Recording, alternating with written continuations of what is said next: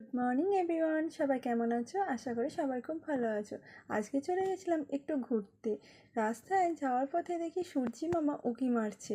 সূর্যি মামাকে tata bye bye করে দিয়ে চলে গেছিলাম উদয়নারায়ণপুর ব্রিজে একটু হাওয়া খেতে।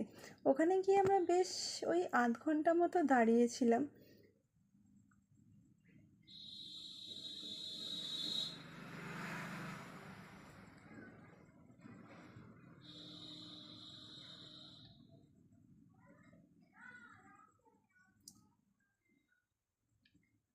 গাড়ি থেকে নেমেই ছেলেকে ছেড়ে দিয়েছিলাম।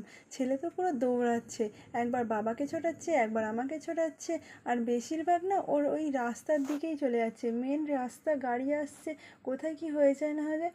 ওই জন্য আমি কোলে করে নিয়ে একটু ঘুরছিলাম, আর ওর বাবা একটু ছবি তুলছিল চারিপাশটা। বর্ষাকালে এই নদীটা পুরো জল পুরো ভর্তি হয়ে যায়, তখন নাকি খুব সুন্দর দেখতে লাগে। গল্প করতে করতে চলে এসেছিলো পাঁপড়, তাই আমরাও একটা পাঁপড় কিনে নিয়েছিলাম।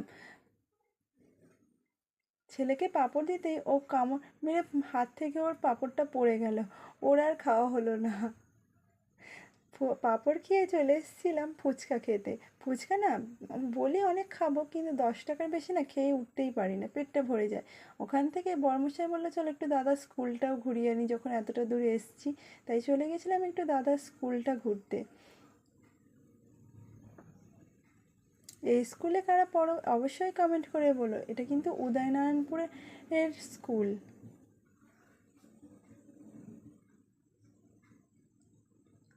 ওখান থেকে বেরিয়ে এসে নিয়ে নিয়েছিলাম একটা চা। আমি বড়মশাই যেহেতু চা খায় না, আমিই চাটা খেয়েছিলাম, আর ওরা দুজন খেয়েছিল বিস্কুট। ওখান থেকে বেরিয়ে চলে এসেছিলাম মুন্সিহাটের এই মন্দিরটা। দক্ষিণেশ্বরে আদলে নাকি মন্দিরটা হয়েছে।